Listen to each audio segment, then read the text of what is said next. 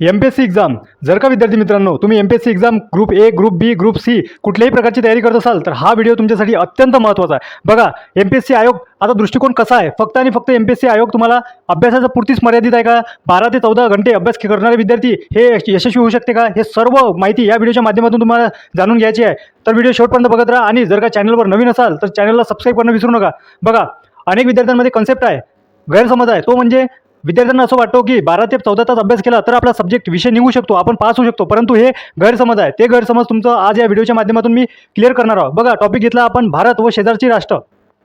आता हा टॉपिक का बरं महत्त्वाचा आहे? बघा यामध्ये आपल्याला अनेक विद्यार्थी काय करतात, त्यांना असं वाटतं की हा टॉपिक खूप इझी आहे, परंतु हा इझी नसून एमपीएससी दृष्टिकोनातून अगर विचार केला आपण तर यामध्ये काही पॉईंट आहे, जसं की सीमा हे वेगळे होऊन जातो, त्यानंतर क्षेत्रफळ, त्यानंतर दिशा, संबंध. या प्रकारे एमपीएससी आयोग घुमून तुम्हाला प्रश्न विचारतो आणि याचं विथ इन प्रूफ तुम्हाला आयोगाने विचारलेल्या पत्रिकामधूनच तुम्हाला देतो. बघा हा प्रश्न केव्हा आलेला आहे? एमपीएससी कंबाईन ग्रुप सी 2025 मध्ये विचारलेला प्रश्न आहे, परंतु प्रश्नाची काठिण्य पातळी हे किटपर्यंत घेऊन गेलेला आयोग हे तुम्ही स्वतःच पहा. बघा प्रश्न काय आहे, खालील विधानापैकी चुकीचे विधान कोणते? बघा तुम्हाला पहिलेच कन्फ्यूज केलेलं चुकीचं, म्हणजे जेव्हा तुम्ही अभ्यास करत असता तो पॉझिटिव्ह दृष्टीने करत असता, म्हणजेच बरोबर याप्रमाणे, ठीक आहे. परंतु आयोग तुम्हाला विचारते काय चुकीचं, म्हणजे तुमची मेंटॅलिटी इथे कन्वर्ट करायचा आयोग नेहमी प्रयत्न करतो. त्यानंतर बघा पहिला ऑप्शन काय, उत्तराखंड, उत्तर प्रदेश, बिहार, पश्चिम बंगाल आणि मणिपूर ही भारतातील राज्य नेपाळी सीमेला लागून आहे. बघा तुम्हाला राज्यांची नावे दिलेली आहे आणि नेपाळशी कम्पेअर करायला सांगितलं आहे. त्यानंतरचा पुढचा प्रश्न किंवा पुढचा ऑप्शन बघूया.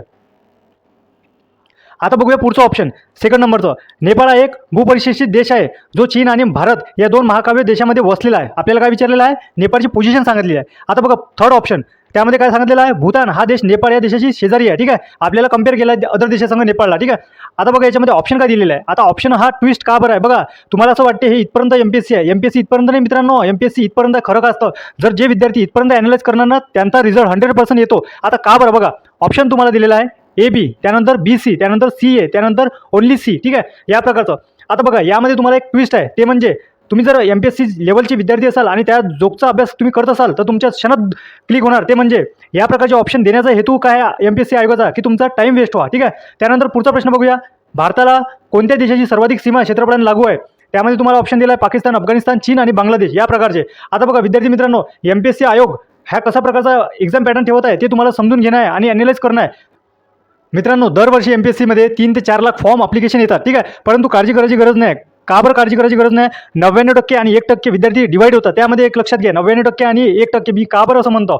99% विद्यार्थी फक्त आणि फक्त खूप अभ्यास करतात, रात्रंदिवस मिनिमम 16 ते 18 तास अभ्यास करतात. परंतु 1% विद्यार्थी असे करतात फक्त आणि फक्त 8 ते 10 तास अभ्यास करतात, पण तार्किकदृष्ट्या म्हणजे आयोगाला समजून घेतात. वारंवार आयोग जेव्हा अपडेट होतो तर हे अपडेट जाणून घेतात. बरं कशा प्रकारे अपडेट जाणून घेतो हे देखील महत्त्वाचं आहे. बघा हे काय करतात, एमपीएससी आयोगाची अॅनालाइज करतात की एमपीएससी काठिण्य पातळी कुठपर्यंत जात आहे, आयोग कशा प्रकारचे प्रश्न विचारत आहे. आणि एक लक्षात घ्या, यामध्ये अगर तो आपण कम्पेअर करतो तर आपण क्षणात विचार करायला पाहिजे की आपण 99% विद्यार्थ्यांमध्ये येतो की आपण 1% विद्यार्थ्यांमध्ये येतो. जर आपल्याला 1% विद्यार्थ्यांमध्ये याचं आहे यश प्राप्त करायचं आहे तर आपल्याला कसा काय दृष्टिकोन बदलावा लागेल तो आपण या व्हिडिओमध्ये सांगणार आहोत. बघा मित्रांनो भारत आणि त्याची सीमा, आता तोच दृष्टिकोन आपण काय करणार आहोत या विषयामध्ये कन्वर्ट करणार आहोत, म्हणजेच भारत आणि त्यांची सीमा. आता बघा हा फक्त एक विषय नाही आहे, यापासून 1 पॉईंटपासून आपण 10 पॉईंट शिकणार आहोत. ते म्हणजे कसं? बघा एमपीएससीला नेमकं काय अपेक्षित आहे, तुम्ही का बरं 1% मध्ये येता किंवा 10% मध्ये येता हे तुम्ही स्वतःच ठरवा. बघा एमपीएससी काय करतो, एक प्रश्न विचारतो परंतु त्याची एक्सेप्टेशन काय असते? 1 2 3 4 5 6 7 8 9 10 या प्रकारचे, म्हणजे एका पॉईंटपासून तुम्ही 10 पॉईंट कसे काय मिळवू शकता आणि 10 पॉईंटचे तुम्ही नॉलेज कसं काय कलेक्ट करू शकता, एमपीएससी याला म्हणते, ठीक आहे. आता ऑफिस येऊ आपण आपल्या टॉपिकवर. बघा या टॉपिकमध्ये आपण हाताळत असताना फक्त आणि फक्त भारत आणि त्यांची सीमा इतकंच नाही आहे, तर या टॉपिकमध्ये आणखी काही प्रश्न आपण कसे काय टॅकल करू शकतो हे देखील महत्त्वाचं आहे. आता बघा जेव्हा तुम्ही मॅप अॅनालाइज करसाल तेव्हा तुम्ही 3 ते 5 सेकंद फक्त आणि फक्त भारताचा मॅप अॅनालाइज करा. जो डोळे निटकून तुम्ही सर्व मॅप अॅनालाइज करा, फक्त पाहत राहा, तुम्ही कुठलीच मुवमेंट करू नका, फक्त आणि फक्त मॅपला अॅनालाइज करा की नेमका मॅप कसा दिसतो, ठीक आहे. आता जेव्हा 3 ते 5 सेकंद तुम्ही मॅप पाहिला असेल त्यानंतर तुम्हाला मी प्रश्न देतो, तो म्हणजे बघा पाकिस्तान आणि भारत यांची जी सीमा आहे त्या प्रकारे दिसून येते. तर बघा त्यामध्ये आपल्याला या प्रकारची बॉर्डर दिसून येते, परंतु आयोग तुम्हाला इतकं सिंपल नाही विचारणार की भारत आणि पाकिस्तान कुठल्या प्रकारचे आहे. तर बघा तुम्हाला आयोग किती प्रकारचे प्रश्न विचारू शकते मी तुम्हाला जस्ट सेकंदामध्ये सांगतो. बघा त्यामध्ये आपल्याला दिशा देणार. सर्वात पहिले बघा दिशा, आता तुम्हाला विचारणार आहे पाकिस्तान भारताच्या कुठल्या दिशेला आहे, सर्वात महत्त्वाचं, ठीक आहे. आता तुम्ही देणार उत्तर म्हणजे ते म्हणजे पश्चिम, ठीक आहे. परंतु आयोग तुम्हाला उत्तर अपेक्षित करणार वायव्य, म्हणजेच कसं आहे अशा प्रकारचे आयोग तुम्हाला घुमून फिरून प्रश्न विचारू शकते. त्यासाठी तुम्हाला हा व्हिडिओ अत्यंत हेल्पफुल होणार आहे, ठीक आहे. आता बघा आपण सर्व पॉईंट कसं काय जाणणार आहोत. बघा तुम्हाला एक कन्सेप्ट क्लिअर करतो. भारत आणि पाकिस्तान यांची सीमा हे क्षेत्रफळाने किती आहे बघा, 3,323. हे एक पॉईंट लक्षात नेहमी ठेवा. हा सर्व काही पाठांतर करायचं गरज नाही तुम्हाला. का बरं? मूर्ख आणि स्मार्ट या विद्यार्थ्यांमध्ये खूप फरक असतो. मूर्ख विद्यार्थी काय करतात, हे ॲज इट इज पाठ करून ठेवतात, परंतु पाठांतर करणारे विद्यार्थी कधीच सफल होत नाही. किंवा त्यांचा ॲज कम्पेअर टू अगर आपण तर्कलॉजिकल विद्यार्थ्यांसंग अगर कंपेअर करू तर तर्कलॉजिकल विद्यार्थी जास्त प्रमाणात यश मिळवतात. का बरं? तुम्हाला एकच सेकंदमध्ये मी सांगून देतो. बघा एक प्रश्न घेऊया आपण. बघा प्रश्न काय आहे, अफगाणिस्तान हा देश भारताच्या कोणत्या दिशेला आहे? ठीक आहे, आता तुम्हाला ऑप्शन बघा, आग्नेय, नैऋत्य, पश्चिम आणि यापैकी नाही. ठीक आहे, अशा प्रकारचे ऑप्शन दिले आहे. तुम्ही जर का मॅप पाहिला तर तुम्हाला लक्षात येणार तो म्हणजे अफगाणिस्तान इथे आहे. म्हणजेच बघा उत्तर ही साईड वरची उत्तर, खालची दक्षिण. ठीक आहे, तुम्ही काय करणार, 90% विद्यार्थी काय करणार माहिती आहे का, उत्तर फक्त आणि फक्त पश्चिम. परंतु एक लक्षात ठेवा, मी का बरं म्हटलं की हुशार विद्यार्थी म्हणजे कसा, एक तर गधा एक तर स्मार्ट, यामध्ये कम्पेअर करा. बघा स्मार्ट विद्यार्थी काय करतात, तर्क वापरतात. जेव्हा तुम्हाला आग्नेय, नैऋत्य या प्रकारची दिशा दिली आहे म्हणजे आयोगाला काय अपेक्षित आहे तुमच्याकडून, उपदिशा. तुम्हाला मुख्य दिशा विचारली आहे का आयोगाने? नाही, आयोगाने तुम्हाला मुद्दामून मुख्य दिशा दिली आहे कारण की तुम्ही अडकून झाले पाहिजे. परंतु जेव्हा आयोगाने तुम्हाला आग्नेय, नैऋत्य अशा प्रकारची दिशा दिली आहे आणि ऑप्शन दिला आहे यापैकी नाही म्हणजे आयोगाला अपेक्षित काय, वायव्य दिशा. ठीक आहे, आयोग अशा प्रकारचा प्रश्न विचारतो तुम्हाला. म्हणून तुम्हाला मी सांगतो, तर्क जेव्हा तुम्ही डेव्हलप करसान तेव्हा तुम्ही यश प्राप्त 100% करसान. आता बघा आपण दिशावाईज अगर करू तर ते म्हणजे आपल्याला सर्वात आधी दिशा समजून घेणार. उत्तर दिशा म्हणजेच वरची दिशा. ठीक आहे, दक्षिण दिशा म्हणजे खालची दिशा. हे सर्व विद्यार्थ्यांना माहीत असेल. ठीक आहे, उत्तर पूर्व, त्यानंतर पूर्व दिशा, नंतर पश्चिम दिशा. ठीक आहे, हे दिशा माहीत झाली. आता बघा नेमकं काय करायचं आहे आपल्याला सिंपल आणि सिंपल फक्त ॲनालाइज करायचं आहे, पाठांतर काहीच करायचं नाही. बघा यामध्ये आपल्याला दिलेलं आहे पाकिस्तान. ठीक आहे, आता बघा यामध्ये क्षेत्रफळ पाठ करायची गरज आहे का नाही, सिंपल लक्षात ठेवा 333. आता त्यामध्ये काय आहे, 333 येते. आता बघा कसं, बघा 33, 23. ठीक आहे, तुम्ही फक्त आकडा लक्षात ठेवा 333. एकही भारताला जी सीमा लागू आहे त्याच्यामध्ये 333 आकडा कुठंच येत नाही, फक्त आणि फक्त पाकिस्तान संघ येतो. ठीक आहे, 333 त्यामध्ये 1 2 अशा प्रकारे तुम्ही ॲनालाइज करा. आता सेकंड ऑप्शन तुम्हाला फक्त इतकंच विचारणार का की भारत आणि पाकिस्तान सीमा किती आहे क्षेत्रफळ, बस? नाही, तुम्हाला इतकं नाही विचारणार. त्याच्या आयोग पलीकडे जात आहे, विचारणार राज्य. बघा जेव्हा तुम्हाला राज्य विचारणार तेव्हा तुम्ही मॅप लक्षात घ्यायला पाहिजे. तो म्हणजे कसा, बघा इथे तुम्हाला राज्य दिलेले आहे. आता ती राज्य कशा प्रकारची दिली आहे बघा, या प्रकारची तुम्हाला राज्य दिलेली आहे. ठीक आहे, या प्रकारचे. आता तुम्ही नंबर ऑफ काउंट करता तर तुमच्या लक्षात येणार 1 2 3, फक्त आणि फक्त 3. परंतु इथं 4 घेऊ शकतो का मी? नाही. का बरं? कारण की जम्मू आणि काश्मीर हे आता युनियन टेरिटरी करून घेतलेले आहे, हे राज्य राहिले नाही. ठीक आहे, अशा प्रकारचे आयोग तुम्हाला करंट बेसवरही प्रश्न विचारू शकतो. अनेक विद्यार्थी इथं गडबडू शकतात. त्यामुळे एक लक्षात घ्या, किती राज्य लागले ते म्हणजे 3. सुरुवात करू आपण गुजरातपासून. आता बघा 1 नंबरवर काय, गुजरात. त्यानंतर 2 नंबर काय येणार, राजस्थान. 3 नंबरवर पंजाब आणि 4 नंबरवर आपण काय करू, UT म्हणजेच युनियन टेरिटरी, ते म्हणजे जम्मू आणि काश्मीर. ठीक आहे, या प्रकारे अशा प्रकारचा तुम्ही जर विद्यार्थी मित्रांनो अभ्यास करताना तुमचा एकही प्रश्न आयोग मग कितीही काठीण्य पातळीचा प्रश्न विचारू तुमचा तुम्ही सहजरित्या एलिमिनेट करू शकता. ठीक आहे, त्यानंतर आपण सेकंड बघूया, तो म्हणजे अफगाणिस्तान. ठीक आहे, आता अफगाणिस्तान आणि भारत यांची सीमा कशा प्रकारे आहे बघा. आता अफगाणिस्तानचा विचार करतो तो म्हणजे आपण बघा पाकिस्तानच्या बॅकसाईडला आहे. ठीक आहे, मॅपमध्ये आपल्याला दिसून येतो. परंतु भारत आणि अफगाणिस्तान यांचा संबंध कसं काय जोडू शकतो ते आपण मॅपद्वारे पाहू. बघा इथे आपल्याला स्पष्ट मेन्शन केलं आहे म्हणजे 106 किलोमीटर. आणि एक ट्विस्ट म्हणजे बघा, ट्विस्ट काय आहे, भारताला सर्वात कमी आंतरराष्ट्रीय दर्जाची सीमा कोणाची लागू आहे ते म्हणजे अफगाणिस्तान. ठीक आहे, हा एक तुमचा IMP पॉईंट आहे. हा तुम्ही IMP पॉईंट नोट डाऊन करा. ठीक आहे, त्यानंतर बघा आपल्याला काय दिलं आहे, 106 किलोमीटर. ठीक आहे, परंतु एक महत्त्वाची गोष्ट म्हणजे अफगाणिस्तान आणि भारत यांच्यामध्ये कुठले राज्य, आपले भारतातील कुठले राज्य अफगाणिस्तानसंग शेअर करतात, तर एकही राज्य शेअर करत नाही. आता तुम्ही म्हणसान की मग शेअर करत नाही तर 106 किलोमीटर हे रेंज भारताला कशी काय लागू आहे? अरे बाबा राज्यांना नाही शेअर करत, म्हणजेच UT. आता बघा जम्मू आणि काश्मीर हे राज्य राहिले आहे का, पहिला मुद्दा नाही. म्हणजे मग राज्य शेअर करते का नाही? स्मार्ट विद्यार्थी स्मार्ट तरीकेनं अभ्यास करा. ठीक आहे, म्हणजे तुम्हाला एकूण एक प्रश्न आयोगाचा पॅटर्न माहीत पडला पाहिजे, आयोग तुम्हाला कसं फसवू शकतो. बघा UT म्हणजे युनियन टेरिटरी. ठीक आहे, युनियन टेरिटरीला सीमा साझा करतो. ठीक आहे, त्यामध्ये राज्य इन्क्लूड होणार का नाही ही परिभाषा तुम्ही चेंज करून घ्या. आयोगाचा पॅटर्न तुम्ही समजून घ्या म्हणजे तुमचा एकही प्रश्न चुकणार नाही.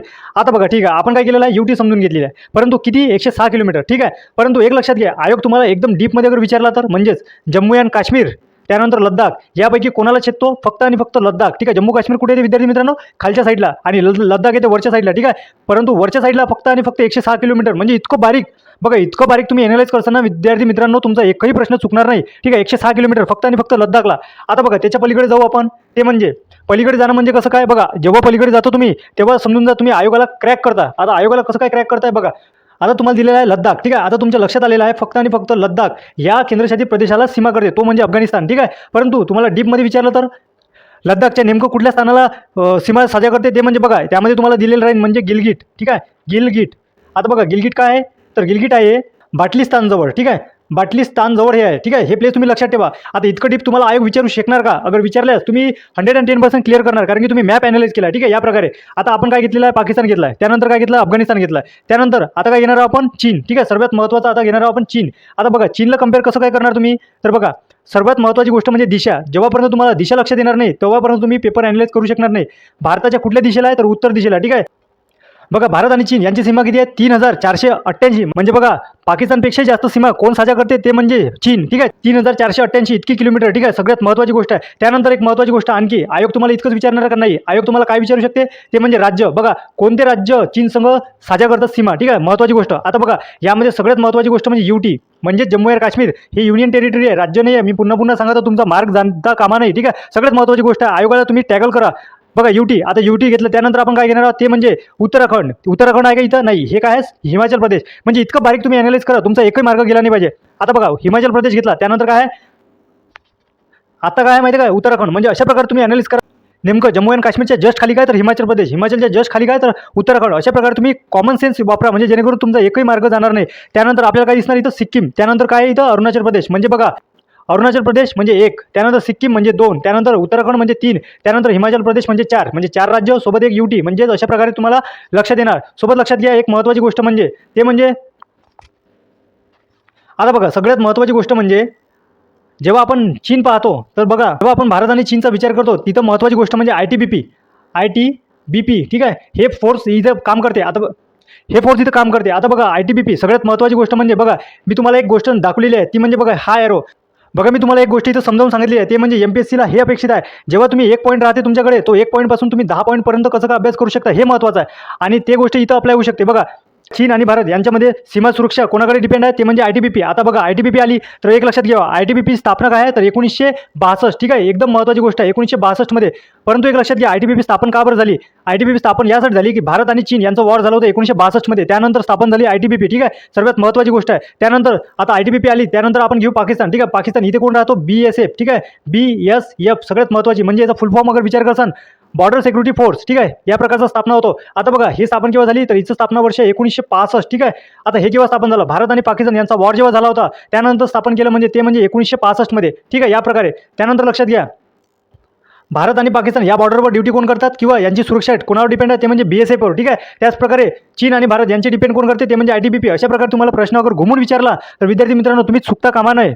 आपण जेव्हा विचार करणार, सर्वात महत्त्वाची गोष्ट म्हणजे भारतातील कोणते राज्य आहे जे नेपाळची सीमा साधतात. बघा तुम्ही मॅप जेव्हा अॅनालाइज करताना मित्रांनो, तुमचा एकही प्रश्न इकडे तिकडे जाणार नाही. का बरं मी असं वारंवार म्हणतो, बघा आपल्याला दिसणार आहे इथं म्हणजे ते म्हणजे बघा इथं काय दिसणार आहे आपल्याला, उत्तराखंड, ठीक आहे. त्यानंतर जस्ट आपल्याला दिसणार आहे UP, ठीक आहे. UP त्यानंतर आपल्याला काय दिसणार आहे, ते म्हणजे बिहार, ठीक आहे. त्यानंतर पश्चिम बंगाल, त्यानंतर आपल्याला सिक्कीम, ठीक आहे. या प्रकारचे आपण जेव्हा काउंट करू तेव्हा आपल्याला लक्षात येणार 1 म्हणजेच काय आहे, उत्तराखंड, त्यानंतर 2 म्हणजे UP, त्यानंतर 3 म्हणजेच बिहार, 4 त्यानंतर पश्चिम बंगाल, 5 त्यानंतर कोणतं राहणार, सिक्कीम, ठीक आहे. या प्रकारे तुम्ही जर काउंट करताल आणि मॅपद्वारे अभ्यास करताल, तुमचा एकही प्रश्न जाणार नाही. तर आपण बघणार आहोत ते म्हणजे भूतान. बघा भूतान जेव्हा बघत असतो आपण, सर्वात महत्त्वाचे प्रश्न इथंच येते. का बरं, बघा इथे आपल्याला क्षेत्रफळ किती दिसणार आहे, ते म्हणजे एकूण दिलं आहे आपल्याला 699, ठीक आहे. 699 इतकं क्षेत्रफळ भारत आणि भूतान यांच्या दरम्यान आहे. आता अनेक विद्यार्थी कन्फ्यूज होणार, जर का तुम्हाला प्रश्न या प्रकारचा आला, भारतासंग सर्वात कमी आंतरराष्ट्रीय सीमा कोणता राष्ट्र किंवा कोणता देश साझा करतो, तेव्हा तुम्ही 100% भूतान टाकणार, कारण की तुम्हाला मॅपमध्ये अॅनालाइज केला तुम्हाला सर्वात छोटा दिसते. परंतु एक लक्षात घ्या सीमा किती घेते, तर ते म्हणजे 699 किलोमीटर आणि सर्वात कमी बघा 106 किलोमीटर. म्हणजे तुम्ही एक लक्षात घ्या, तुम्ही जेव्हापर्यंत परफेक्ट अॅनालाइज करता नाही तेव्हापर्यंत तुमचा विजय निघणार नाही, ठीक आहे. तुमचा सब्जेक्टच निघू नाही शकत, कारण की तुमचं अॅनालाइज स्ट्रॉंग पाहिजे. बघा भूतान जरी क्षेत्रफळाने लहान आहे, परंतु भारताची सीमा किती आहे, 699 किलोमीटर. त्यामुळे आता बघूया आपण म्हणजे भारताचे किती राज्य सीमा करतात. त्यामध्ये आपल्याला दिसणार आहे निदर्शनात येणार ते म्हणजे आसाम, सगळ्यात महत्त्वाचं म्हणजे आसाम, ठीक आहे. आसाम त्यानंतर अरुणाचल प्रदेश झाले 2, त्यानंतर पश्चिम बंगाल हे इथून करते, ठीक आहे. या प्रकारे तुम्ही अॅनालाइज करा. त्यानंतर आपल्याला दिसून पडते सिक्कीम. बघा म्हणजे मी परफेक्ट एरो तुम्हाला यासाठी दाखवतो, तुम्ही यामध्ये विसर पडले नाही पाहिजे. म्हणजे तुम्ही मॅपद्वारे अॅनालाइज केलं, तुम्ही लॉंग टर्म पर्यंत लक्षात राहिलं पाहिजे. सर्वात महत्त्वाचा मुद्दा हा आहे. त्यानंतर आपण बघूया सर्वात महत्त्वाची गोष्ट म्हणजे बांगलादेश. बघा बांगलादेश, आता महत्त्वाचं बांगलादेशमध्ये काय आहे आणि यामध्ये आपण एक्झाम पॉईंट ऑफ व्ह्यू काय पाहू शकतो. बघा बांगलादेश सर्वात महत्त्वाची गोष्ट म्हणजे बांगलादेश एकमेव देश असा आहे की भारतासंग सर्वात मोठी सीमा साझा करतो, म्हणजेच 4096 किलोमीटर. जर तुम्हाला प्रश्न असा आला, प्रश्न आला काय, तुम्हाला प्रश्न आलेला आहे MPSC मध्ये, जो मी तुम्हाला दाखवलेला स्क्रीनवर, भारताला सर्वात जास्त आंतरराष्ट्रीय सीमा कोणता देश साझा करतो, तो म्हणजे बांगलादेश, ठीक आहे. किती आहे, 4096. याच्यानंतर लक्षात घ्या, ठीक आहे. चीन करत नाही, चीन सेकंड नंबरवर येतो, ठीक आहे. हे देखील महत्त्वाचं आहे. त्यानंतर आपण बघणार आहोत बांगलादेशला भारतातील कोणते कोणते राज्य सीमा साझा करतात. बांगलादेश संघ अगर भारताची कोणते राज्य एंगेज आहे किंवा सीमा करतात हे महत्त्वाचं आहे. सर्वात पहिले येईन ते म्हणजे बंगाल. बघा बंगाल का बरं सर्वात महत्त्वाचं घेतलं मी, कारण की याच्यामध्ये तुम्हाला दिसणार आहे ते म्हणजे थिकनेस. बघा लाईन हे तुम्हाला किती दूर दिसत आहे, म्हणजे सर्वात जास्त क्षेत्रफळ कोलकाता म्हणजेच बंगाल यांचं आहे. किती आहे जवळपास, ते म्हणजे 2217. जर तुम्ही हा आकडा पाहसान 2217 किलोमीटर इतकं सीमा कोण करते, पश्चिम बंगाल बांगलादेश संघ. ठीक आहे, सगळ्यात महत्त्वाचं आहे. त्यानंतर आपण आणखी राज्य पाहणार आहोत ते म्हणजे बघा तुम्हाला इथे आसाम दिसणार, त्यानंतर तुम्हाला मिझोराम दिसणार, त्यानंतर तुम्हाला आणखी दिसणार तो म्हणजे त्रिपुरा. आता त्रिपुराची खासियत काय, तर त्रिपुरा हा तिन्ही एकूण बांगलादेशनं व्याप्त आहे, म्हणजे एंगेज आहे. या प्रकारे सगळ्यात महत्त्वाची गोष्ट म्हणजे आता राहिला आपला म्यानमार. ठीक आहे, म्यानमार का बरं महत्त्वाचा आहे, कारण की तो भारताच्या कुठल्या साच्या पूर्व दिशेला म्यानमार पाहायला मिळतो. आणि सर्वात महत्त्वाची गोष्ट म्हणजे म्यानमारला आपल्या भारताचे किती राज्य लागू आहेत, फक्त आणि फक्त 4 राज्य. ठीक आहे, आता ते 4 राज्य आपण कशा प्रकारे पाहणार आहोत. बघा भारताचे पूर्वचे साईडला आहे ते 4 राज्य फक्त आणि फक्त एंगेज होतात म्यानमार संघ. का बरं, तुम्हाला कुठले कुठले राज्य मिळणार, त्यानंतर अरुणाचल प्रदेश. बघा अरुणाचल प्रदेश सिंपल आहे, त्यानंतर तुम्हाला नागालँड, त्यानंतर तुम्हाला काय मिळणार मणिपूर, त्यानंतर तुम्हाला काय मिळणार मिझोराम. म्हणजे या प्रकारचे जे 4 दिशेला तेच फक्त एंगेज करतात. या प्रकारची तुम्ही माहिती कलेक्ट ठेवा. आता बघा आपण यामध्ये तुम्ही एक्स्ट्रा पॉईंट का बरं कलेक्ट करू शकता, किंवा तुम्ही MPSC सारखं विचार कसे काय दृष्टिकोन निर्माण करू शकता. सर्वात महत्त्वाचं म्हणजे तुम्हाला प्रश्न कसे काय येऊ शकते हे देखील बघूया आपण. बघा जे MPSC आयोग आहे तो तुम्हाला युनिक प्रकारे प्रश्न विचारू शकतो. तो म्हणजे बघा कसा, भारत आणि पाकिस्तान यांच्यामध्ये सुरक्षा कोण हाताळते, ते म्हणजे BSF. ठीक आहे, BSF ही आपण पाहिलेली, याची स्थापना पाहिलेली आहे 1965. ठीक आहे, त्यानंतर भारत आणि चीन यांच्यामध्ये सुरक्षा कोणावर डिपेंड आहे, ती म्हणजे ITBP. ठीक आहे, ITBP म्हणजे जी स्थापना केव्हा झालेली आहे ते पण पाहिलेली आहे आपण 1962 मध्ये. ठीक आहे, त्यानंतर एक लक्षात घ्या सर्वात महत्त्वाची गोष्ट म्हणजे भारत आणि बांगलादेश यांची सीमेची सुरक्षा कोणावर डिपेंड करते, ते देखील BSFवरच आहे. म्हणजे पाकिस्तान आणि बांगलादेश या दोनांची सीमाची जबाबदारी कोणावर आहे, फक्त आणि फक्त BSFवर. हे महत्त्वाचं आहे. त्यानंतर बघा सर्वात महत्त्वाची गोष्ट म्हणजे नेपाळ आणि भूतान यांचे देखील तुम्हाला विचारू शकते, यांची डिपेंड कोणावर आहे, ते म्हणजे सर्वात युनिक गोष्ट. आता बघा ना इथे ITBP राहणार, ना इथे BSF राहणार, इथे राहणार ते म्हणजे SSB. आता SSB काय होते, ठीक आहे, सशस्त्र सीमा बल. ठीक आहे, यांची स्थापना कधी आहे, 1963. बघा यांची स्थापना विचारली तुम्हाला तर ते लक्षात घ्या 1963 मध्ये. ठीक आहे, सर्वात महत्त्वाची गोष्ट आहे नेपाळ आणि भूतान यांना कव्हर कोण करते, SSB. ठीक आहे, बरं सर्वात महत्त्वाची गोष्ट म्हणजे BSF, ITBP आणि SSB हे काय आहे आणि का बरं आपल्या वेगवेगळ्या सीमेवर वेगवेगळी ड्युटी का बरं करतात. बघा जेव्हा आपल्या भारतावर अटॅक अगर चीनकडून होणार तर तिथे हाताळणार कोण, ITBP. आणि जेव्हा ITBPला माहीत पडणार की ITBP मेसेज देणार गृहमंत्रालयाला, तेव्हा भारताला लक्ष देणार ते म्हणजे चीननं अटॅक केला. ठीक आहे, या प्रकारे. सेकंड गोष्ट, जेव्हा BSF हाताळी करतो तेव्हा आपल्याला लक्षात येणार आहे पाकिस्तानने अटॅक केला किंवा बांगलादेशने अटॅक केला. त्यानंतर एक लक्षात घ्या, जेव्हा नेपाळ किंवा भूतान यांच्या या सीमेवर अगर वाद निर्माण होतो तो हाताळतो कोण, SSB. म्हणजे बघा पर्टिक्युलरली एरियामध्ये अगर अटॅक झाला तर आपण फोर्स तिथपर्यंत घेऊन जाऊ शकतो आणि त्यासाठी आपल्याला इन्फॉर्मेशन माहिती कशी मिळणार, ते म्हणजे या बटालियनद्वारे. सर्वात महत्त्वाची ही गोष्ट आहे, त्यामुळे आपल्याला वेगवेगळी बटालियन पाहायला मिळते.